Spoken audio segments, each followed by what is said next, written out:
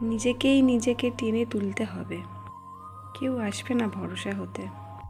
যদিও কেউ আসে, সে তোমার জীবনে তো আসবে, কিন্তু তোমাকে ভেঙে দিয়ে চলে যাবে।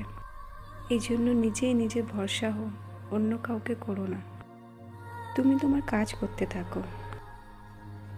কে মূল্য দিল না দিল সেটা দেখতে হবে না, সময় ঠিকই তোমার মূল্য দিয়ে দেবে। নিজের ইতিহাস লেখার জন্য কলম নয়, সাহসের প্রয়োজন।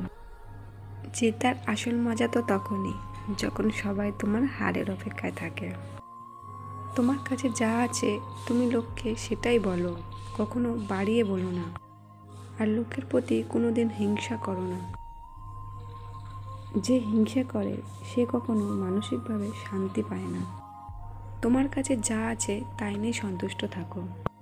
আমাদের কাছে সব কিছু থাকলেও আমরা আরও কিছু পাওয়ার জন্য প্রত্যাশা করে থাকি, কিন্তু এটা ঠিক নয়।